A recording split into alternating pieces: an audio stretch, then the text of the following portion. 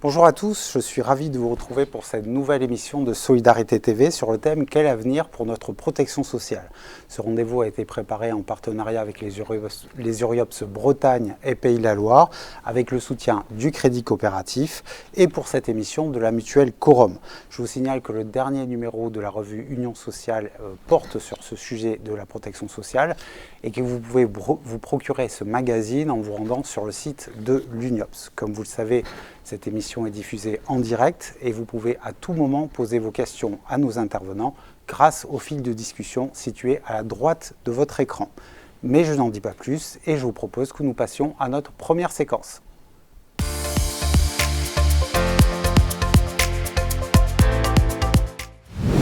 La question est vaste et surtout éminemment politique, à quelques mois de l'élection présidentielle. Si notre modèle social est régulièrement remis en cause et fragilisé, il pourrait évoluer pour être peut-être plus adapté aux évolutions de notre société. Quelles sont les failles du système ? Faut-il intégrer de nouveaux risques ? Faut-il se situer dans une perspective plus préventive de la protection sociale? Pour répondre à toutes ces questions, j'accueille sur ce plateau Mickaël Zemmour, maître de conférence à l'université Paris-Panthéon-Sorbonne et co-directeur de l'axe politique socio-fiscale du LIEP, et Jérôme Voiturier, Bonjour. Directeur général de l'Uniops. Bienvenue à tous les deux. Avant de donner la parole à nos invités, je vous propose de découvrir un reportage sur la fondation Ildis, une entité bretonne qui a fait de la prévention un axe fort de son action.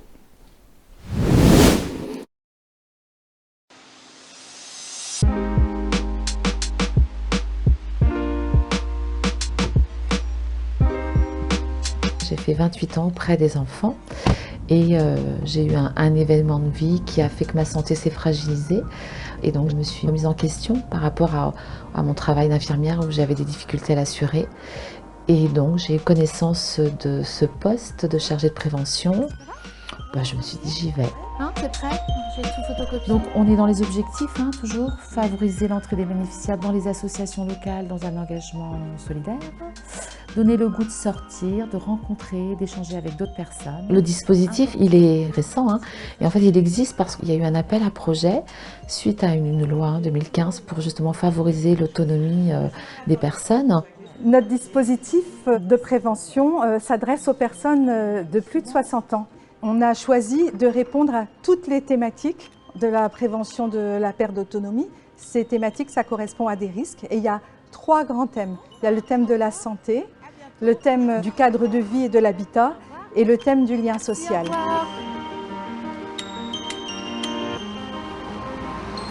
On est vraiment des partenaires locaux, que ce soit le dispositif, que ce soit là, comme ça se présente les élus de la commune de Saint-Égonec-le-Quéguinère. On est tout le temps en lien. La construction se fait ensemble et c'est pour ça que c'est une belle collaboration d'acteurs de territoire. C'est une conférence qui est sur la prévention des chutes à l'Okirec. Donc c'est une diffusion qu'on essaie de faire. Le dispositif est vraiment très riche parce que c'est jamais la même chose. Il n'y a jamais une journée type. Je mentirais en disant on fait ça comme ça. Merci, au revoir. C'est jamais pareil. On a des temps de bureau parce qu'on en a besoin et on a le terrain. Si on met un correcteur vert, je l'applique à quel moment? Avant le fond de teint ou soit après? Avant, sinon vous ressemblez à Shrek. D'accord? Toute la lèvre. Donc appliquez bien un petit baume pour les lèvres si jamais vous avez les lèvres un peu sèches.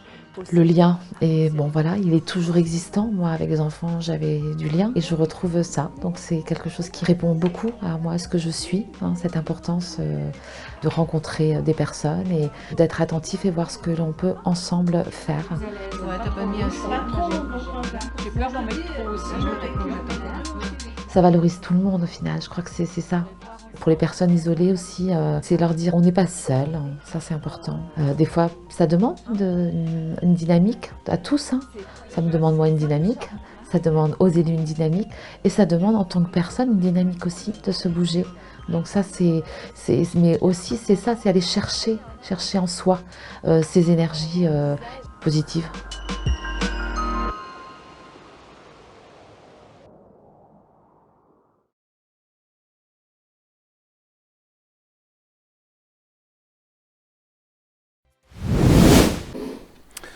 Alors après ce beau reportage, j'ai envie de me tourner vers Michaël Zemmour pour peut-être reprendre un petit peu plus de hauteur sur ces réflexions autour de notre système de protection sociale. Et une question peut-être toute simple, notre modèle de protection sociale est-il encore adapté à l'évolution de notre société? Voilà, la question est très large, j'en conviens.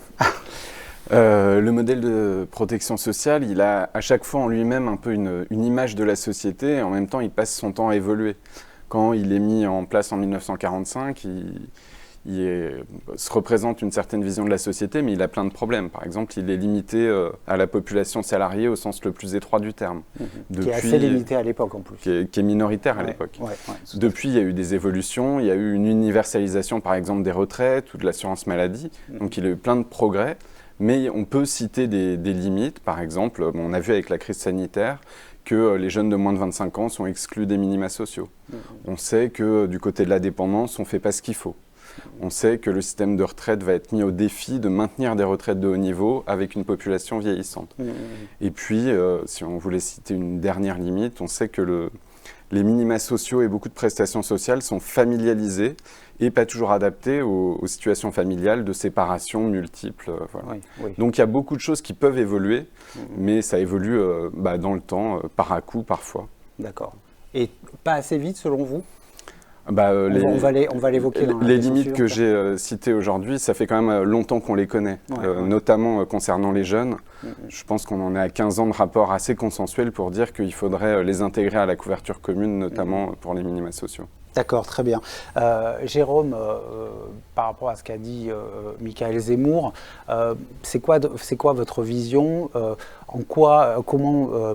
Quelles sont les failles de notre système aujourd'hui de protection sociale? Je vais aller totalement dans le sens de ce que vient de dire Michaël. En effet, c'est un système qui a été créé à un moment précis d'histoire, à savoir la sortie de la Deuxième Guerre mondiale, avec une visée d'un système qui est pour les salariés, par les salariés, géré par les salariés.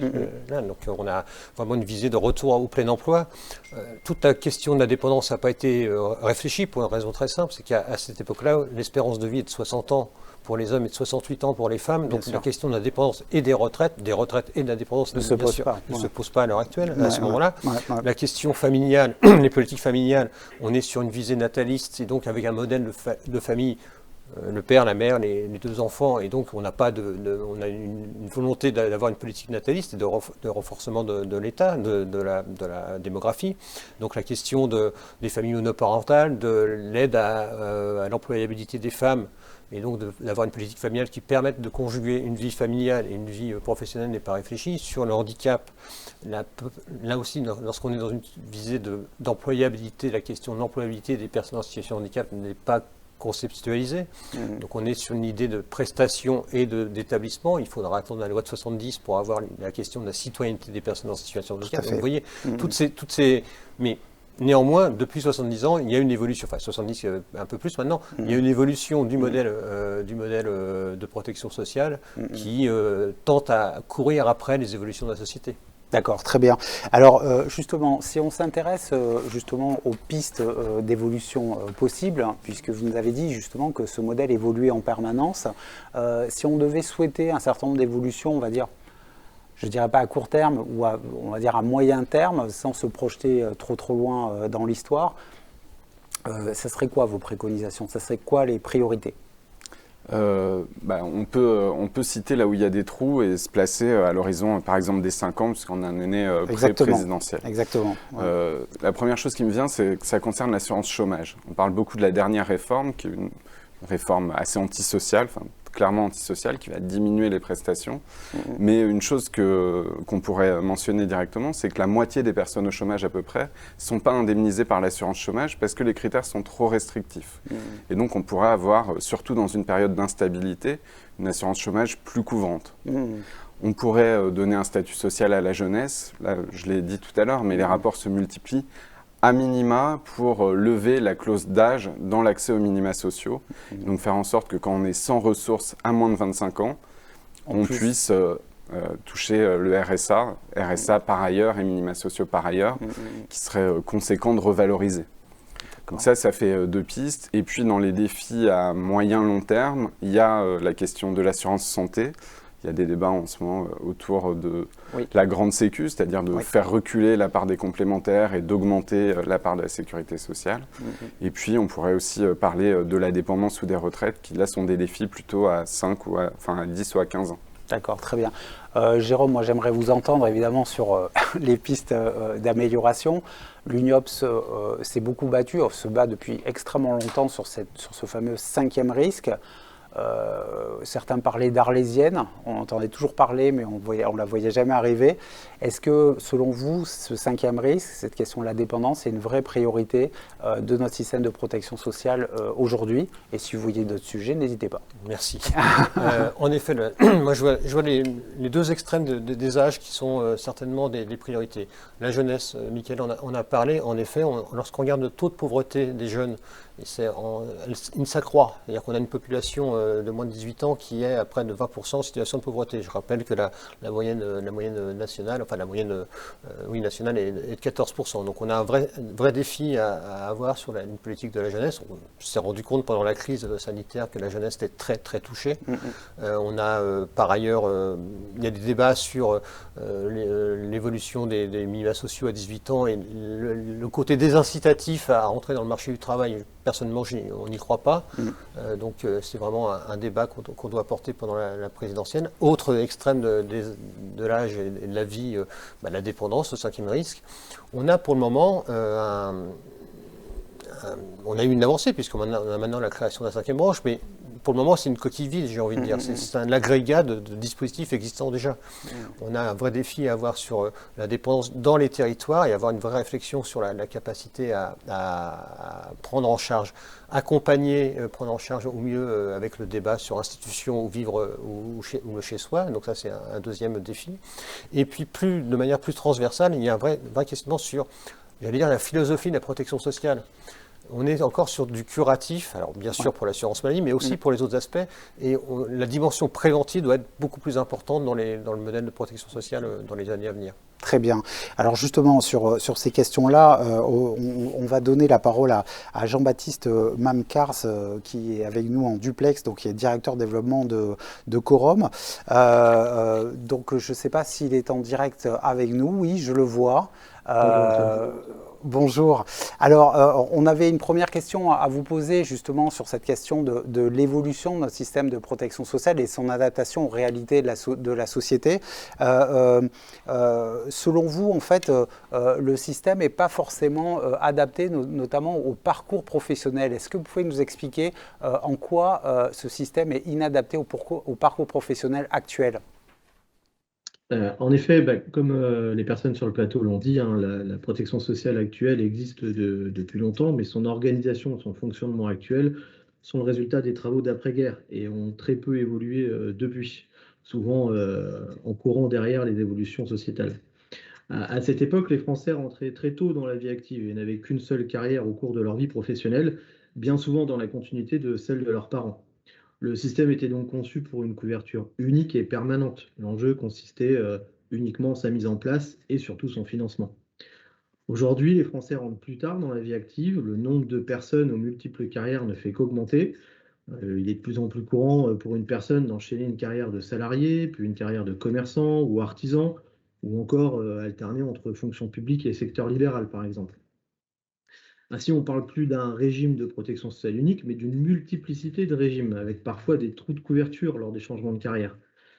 En effet, lors d'une reconversion professionnelle ou du lancement d'un projet personnel, la protection sociale est bien souvent mise tout en bas de la liste des priorités.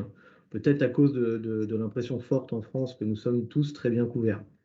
On se retrouve donc avec des personnes sans couverture, des couvertures non adaptées à la nouvelle situation professionnelle, ou pire encore, des personnes dans l'incapacité de mener leur projet personnel, car dans l'incapacité d'accéder à une couverture de protection sociale adaptée à leurs besoins en raison de leur santé passée.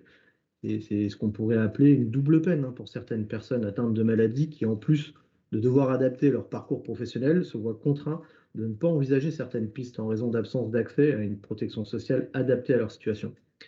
On constate donc la nécessité d'adapter notre système pour le rendre plus fluide et accessible aux changements de vie et de parcours, tout en conservant la force de sa solidarité. D'un simple enjeu de mise en place, pour moi, on passe à des enjeux d'anticipation d'accessibilité, de simplicité, de continuité, de maintien de la solidarité, voire de son renforcement, et la nécessité, bien entendu, de repenser le mode de financement. D'accord, très bien. Alors, vous insistez aussi sur la nécessité, comme le soulignait Jérôme Voiturier, d'inscrire notre modèle dans une perspective peut-être plus préventive. Est-ce que vous pouvez nous expliquer pour quelles raisons c'est important aujourd'hui de penser préventif et pas uniquement curatif? Tout à fait. Je m'inscris tout à fait dans cette position, hein, pour deux raisons principales. La première, c'est élargir la protection sociale au plus grand nombre. Et deuxièmement, la rendre la plus adaptée à nos besoins contemporains. On a un système qui est aujourd'hui basé sur une logique d'assurance du risque. Si je prends le cas de la prévoyance, hein, c'est-à-dire la protection sociale qui intervient en cas de maladie, d'invalidité ou de décès, l'objectif est d'assurer une protection financière aux individus face aux aléas de la vie. Mais la complexité du système, son côté parfois un peu tabou, je dirais, son manque d'accessibilité, font de la prévoyance un domaine très mal appréhendé par les Français, engendrant des manques importants de couverture. C'est ce qu'on a coutume d'appeler l'imprévoyance. Pour illustrer mes propos, je vais citer un montant, 12 milliards d'euros. C'est le coût de l'imprévoyance en France selon l'observatoire créé par le groupe Vive, dont Quorum fait partie. Et ce montant de 12 milliards d'euros désigne le total annuel des prestations prévoyance non servies aux individus ou à leurs familles en raison de la faiblesse ou de l'absence de couverture de protection sociale. Ainsi, à défaut de pouvoir agir au moment de la réalisation du risque, en raison de l'absence de couverture, il devient très important d'agir en amont. De plus, hein, ça a été évoqué, l'allongement de l'espérance de vie a eu un impact sur l'allongement de la durée de la période active au travail. Alors, je ne voudrais pas relancer ici le débat sur la réforme des retraites, mais on ne peut que constater que les Français restent actifs à un âge plus avancé et que cet allongement de la durée du travail avec l'âge augmente forcément l'exposition à la pénibilité et au risque. Le système, basé sur la survenance ou non de ces risques, se voit confronté à une lente transformation de l'aléa en risque certain. Par exemple, on peut noter la croissance régulière du nombre d'arrêts de travail indemnisés par le régime obligatoire, à savoir plus de 4% d'augmentation annuelle de ces arrêts entre 2015 et 2019, avant la période Covid. Ces données montrent la nécessité de passer d'un régime basé sur la prise en charge du risque au moment où il se réalise à un régime basé sur l'évitement de la réalisation de ce risque, donc à un régime préventif. Ce système préventif, hein, il existe depuis très longtemps. Tout le monde connaît l'adage « mieux vaut prévenir que guérir ». Mais ce système, il peine à remplacer le système curatif des 70 dernières années, notamment en raison d'absence réelle de preuves de résultats, mais surtout en raison de la difficulté de cibler le moment opportun de ces actes de prévention pour qu'ils puissent porter leurs fruits. La prévention de masse, comme par exemple la lutte contre le tabac, peut être en partie efficace, mais il convient maintenant de passer à une prévention plus ciblée, en agissant par exemple sur la qualité de vie au travail, sur la détection en amont des facteurs de risque, sur la formation individuelle et collective. Cette prévention doit faire partie intégrante, à mon sens, de la protection sociale, qui du coup doit s'appuyer sur 3 volets: prévention, protection et risque. On a la chance d'avoir des dernières innovations technologiques comme l'informatisation et le développement des algorithmes prédictifs qui devraient nous permettre d'aller rapidement vers une prévention ciblée au bon moment. D'accord, très bien. Bah, écoutez, je vous remercie beaucoup, Jean-Baptiste Mamkars. Dans le droit fil de nos échanges, je voudrais que nous écoutions une contribution de David Jez, enseignant à l'Institut des études politiques de Paris, auteur de Le Nouveau Modèle français, et qui propose plusieurs pistes d'avenir. On l'écoute et on en parle.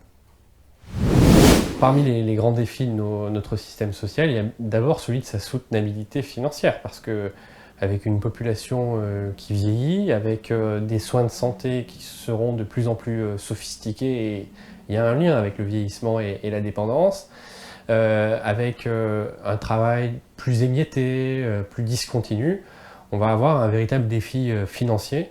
Et donc la question du financement de la protection sociale sera un véritable défi.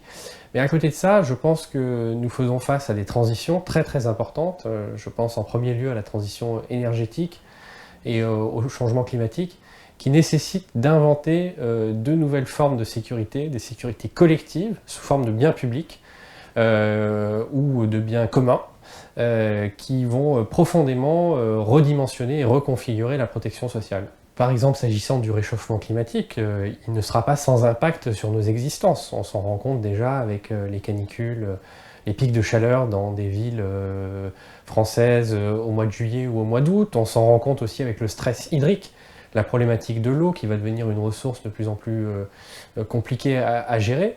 Et donc il y a de véritables sécurités collectives qu'il faudra inventer dans le domaine de l'adaptation au changement climatique ou de la gestion de l'eau, qui ne sont pas simplement des lignes de compte ou des systèmes de transferts sociaux, mais qui relèvent plutôt des biens publics que la puissance publique, dans une gouvernance qui reste à inventer, à préciser, mettra à disposition des citoyens.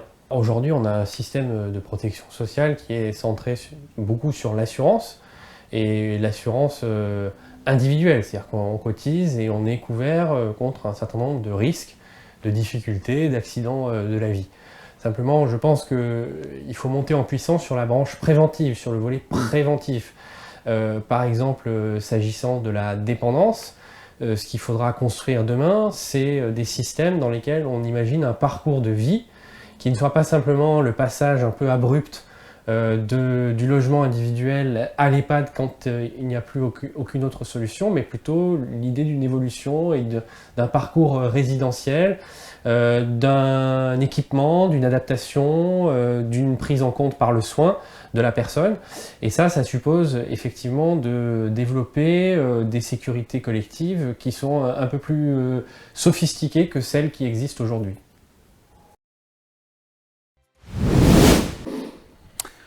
Alors Jérôme, par rapport à cette intervention assez riche qui évoque de nombreux sujets, moi il y avait un sujet sur lequel je voulais vous interroger puisqu'il évoque la prévention, on en a déjà un peu parlé, mais David Geiz évoque cette question du financement de notre système de protection sociale. C'est quoi les défis à relever justement pour rendre le système soutenable entre guillemets? Alors, je vous réponds tout de suite et je vais faire très court, mais juste une réaction par rapport à ce qui vient d'être dit. La question énergétique ou la question écologique environnementale, elle est intimement liée à la question sociale, parce qu'on se rend bien compte qu'il y a un lien direct. Ceux qui sont le plus impactés sur la question d'inégalité environnementale sont principalement les plus vulnérables socialement. On pourrait parler de passoires thermiques, de précarité énergétique. Je réponds directement à votre question. La France consomme près de 30% de son PIB à la protection sociale. Alors, je sais qu'il faut retirer, relativiser, et 20 points de ce 30% ne sont que des transferts entre les différentes catégories. Néanmoins, ce chiffre est souvent mis en avant par ceux qui remettent en cause le système de protection sociale. Deuxième constat, par son mode de financement, c'est-à-dire encore basé à près de 66% par des cotisations sociales, on a sur les 2 dernières années une diminution de l'activité et eu un besoin de prestations sociales plus fort. Donc on va avoir un chiffre encore plus conséquent, au moins aussi conséquent de part de protection sociale dans le PIB. On a en gros 5 possibilités pour financer la protection sociale. On a la première possibilité qui est une cotisation sociale telle qu'on le connaît à l'heure actuelle, avec tout le débat qu'on a derrière sur la productivité, sur la compétitivité par rapport aux autres pays. On a une autre manière qui est la fiscalisation, qu'on sent de plus en plus avec la création et la montée de la CSG, avec derrière la question du consentement à l'impôt. On peut avoir également la budgétisation, c'est-à-dire reprendre dans le budget de l'État des cotisations, enfin des financements qui étaient faits d'abord par des branches. Ça a été le cas en 2015 dans la réforme de l'assurance, dans la politique familiale. On a également une possibilité d'avoir des assurances complémentaires qui financent, enfin les mutuelles, pour être très, très clair, ça représente à peu près 10% de l'assurance maladie à l'heure actuelle. Et puis on a un 5e modèle. Je vous dis tout de suite, moi je ne vais pas là-dessus, enfin en tout cas je pense qu'on n'est pas de dire une assurance privée, chacun gère et s'assure individuellement. Bon. Pour chaque modèle, on a des avantages et des inconvénients. Il y a un mixte à faire, en tout cas, à la fois en maintenant ce lien salarial, bien sûr, mais aussi en ouvrant les capacités de financement par l'impôt, par le budget. D'accord, très bien. Alors justement, Jérôme Voiturier évoque 5 pistes, 5 modèles. Est-ce que vous partagez ce point de vue déjà? Et puis, est-ce qu'il y a un modèle peut-être qui retient votre attention? Peut-être les assurances privées, je ne sais pas. Globalement, le diagnostic est juste. Effectivement, on peut avoir plusieurs sources de financement, publiques ou privées. J'aurais tendance à dire qu'en France, on a passé beaucoup de temps à chercher le bon mode de financement, comme s'il y en avait un magique. Alors, on a chargé les cotisations sociales de tous les maux, on a dit que la TVA était mieux, etc. Et en réalité, peut-être la première question n'est pas de savoir le bon mode de financement, ils ont tous des avantages et des inconvénients, mais de se demander quelle est la part de socialisation qu'on veut dans la société. C'est-à-dire que, pour les raisons qui ont été évoquées tout à l'heure, le risque augmente. on va avoir une population retraitée plus nombreuse, il y a la question de la dépendance, les dépenses de santé augmentent avec les technologies, et puis il y a de l'instabilité sur le marché du travail. Et donc face à ça, la question, c'est de savoir, est-ce qu'on va couvrir ce risque? Et couvrir ce risque, ça veut dire soit plus d'argent public, donc plus de prélèvements obligatoires, soit privatiser. Et la privatisation, ça va en général de pair avec plus d'inégalités et des défauts de couverture. Et donc du coup, il y a un débat à avoir, jusqu'où on couvre, quel est par exemple le bon niveau de vie à la retraite par rapport à la période active, comment est-ce qu'on prend en charge les soins de santé, ça c'est une question. Mais sur ces questions de financement, on voit que les politiques publiques actuelles, notamment celles du gouvernement actuel, mais ça remonte au gouvernement Sarkozy, ont tendance à mettre dans la main des Françaises et des Français le marché inverse, en disant on vous propose du pouvoir d'achat, du net, du cash, en échange, travailler plus pour gagner plus. Travailler plus pour gagner plus, et puis c'est les primes Macron, c'est les heures sub défiscalisées, c'est tout ça. Et donc on diminue le financement de la protection sociale, en échange de plus de cash, mais d'un autre côté, fatalement, derrière, on est moins couvert. Il va falloir avoir recours à des solutions privées. Donc là, il y a vraiment un débat ou une bifurcation possible. Si, par exemple, on gèle les ressources sociales comme ligne politique parce qu'on ne dit pas plus de dépenses publiques, alors ça veut dire que chacun va devoir compléter s'il le peut. Et là, ça évolue vers des systèmes plus mixtes qu'on connaît dans d'autres pays. Et qui peuvent peut-être s'avérer plus inégalitaires aussi. Qui sont nettement plus inégalitaires si on regarde les retraites, c'est assez documenté par exemple. D'accord. Et sur la santé, on en a l'exemple en France, la couverture par chacune et chacun de sa propre santé, soit par l'entreprise, soit par le volontariat pour les complémentaires, c'est une source d'inégalité majeure par rapport à l'assurance maladie. D'accord, très bien. Alors justement, dans le droit fil de nos discussions, puisqu'on a évoqué cette question du financement, il y a une première question internaute qui tombe, c'est une question de Guillaume. Notre modèle de protection sociale est souvent remis en cause. Est-ce qu'il pourrait disparaître un jour? Alors, Michaël Zemmour, je vous laisse la primeur de la réponse. C'est vrai que des fois, le système est un peu fragilisé, remis en cause. On se dit que c'est plus tenable de par toutes les raisons que vous avez évoquées, notamment sur le plan des prélèvements obligatoires. Est-ce qu'on peut envisager, peut-être à plus long terme, que ce modèle, qui est un peu le trésor français, je ne sais pas dans la caricature de dire ça, disparaisse? Bon, il y a de la protection sociale, publique, sociale, dans tous les pays avancés, capitalistes. Et donc, je ne lis pas l'avenir, mais il n'y a rien qui laisse prévoir que le modèle puisse disparaître. Par contre, il peut faire des choses ou évoluer. La retraite, il y a 40 ans, c'était une sorte de revenu minimal, ou 50 ans. Aujourd'hui, c'est quasiment un salaire pour les personnes en retraite. Le chômage, il y a quelques années, il couvrait mieux les personnes au chômage que ça n'est le cas aujourd'hui.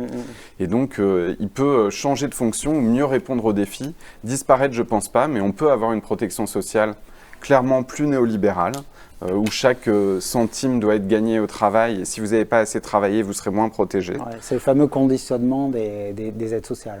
Oui, c'est un certain nombre de systèmes à points, où c'est un peu le sens de la dernière réforme d'assurance chômage, ou alors on peut avoir des systèmes plus sécurisants, avec des sécurités un petit peu plus garanties, un peu plus collectives. D'accord, très bien. Jérôme Voiturier, pour conclure peut-être cette séquence, ça sera quoi l'avenir de notre... Moi, je ne pense pas qu'il puisse disparaître. Par contre, il faut être très vigilant. Pour trois raisons. La première, c'est que pendant la crise, on s'est rendu compte de tout le bénéfice qu'on pouvait avoir d'un système de protection sociale et du système de protection sociale français. On s'en sort plus ou moins bien que d'autres pays, et il faut saluer aussi l'interventionnisme de l'État pendant cette période, mais aussi le filet de sécurité qu'a constitue la sécurité sociale. Deuxième élément qui me fait dire qu'il y a du risque, mais peu de risque de disparition, c'est les études d'adhésion des Français au système de protection sociale. Je regardais ça pour préparer l'émission. On a quand même une grande majorité des Français qui sont très attachés à leur système de protection sociale. Même si des questions apparaissent. On voit une évolution, par exemple, sur les questions sur est-ce que seuls les cotisants doivent être bénéficiaires. On voit que ça évolue. Néanmoins, il y a une adhésion forte sur le système de protection sociale. Troisième élément, c'est que le système de protection sociale, c'est le socle de nos valeurs républicaines. C'est le socle du vivre ensemble. De notre vivre ensemble. Et donc, remettre en cause le système de protection sociale, ça aura des incidences beaucoup plus larges que la pure question économique du système de protection sociale. Je renvoie à une étude qui a été faite par le CREDOC il y a 2 mois, qui montrait qu'il y avait un lien direct entre le fait d'être bénéficiaires, ou en tout cas d'être en droit de bénéficier du système de protection sociale, est l'adhésion aux institutions et la remise en cause des institutions. Ah oui, oui. Et donc, avec la conclusion de l'étude du CREDOC était assez intéressante, puisqu'elle disait en gros, les personnes qui auraient pu estimer pouvoir bénéficier du système de protection sociale et qui n'en ont pas bénéficié pour différentes raisons, étaient beaucoup plus enclines à légitimer même des actions violentes contre les institutions. Donc il y a un lien direct entre l'adhésion au corpus national, enfin en tout cas à la cohésion nationale, et le fait d'avoir un système de protection sociale qui protège par définition. Très bien. Michael Jérôme, je vous remercie beaucoup pour toutes ces réflexions passionnantes. Nous avons bien vu lors de cette première séquence que les pistes de réflexion sont nombreuses quand il s'agit d'envisager notre système de protection sociale sur un plan global. Mais la protection sociale, ce n'est pas simplement des budgets et des transferts sociaux, c'est aussi des acteurs qui la font vivre partout dans les territoires. Et justement, eux aussi sont en train de vivre un certain nombre de mutations au travers de la transformation de l'offre sociale et médico-sociale. C'est ce que nous allons aborder lors de notre prochaine séquence. Pour débuter celle-ci, je vous propose de découvrir le dispositif L'Ancrage, une initiative bretonne dans lequel la mixité des publics est un vrai marqueur d'avenir.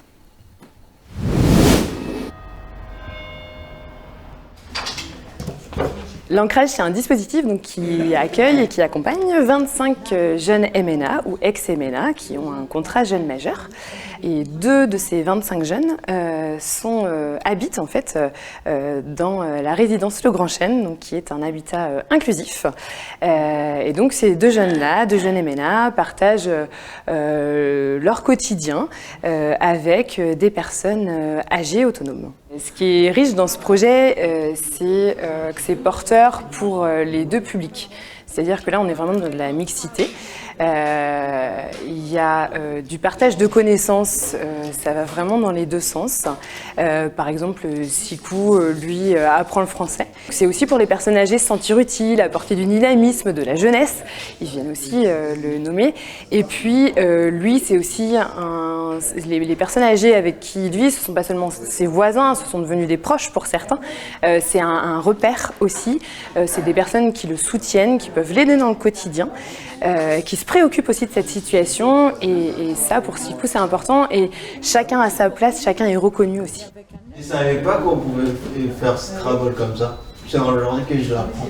On s'aperçoit quand même qu'il y a toujours un intérêt à mutualiser finalement et à mettre ensemble des publics qui peuvent avoir des fragilités mais surtout des compétences. Et donc c'est vraiment l'addition des 2 qui fait une belle complémentarité. Et donc c'est un peu du projet gagnant-gagnant.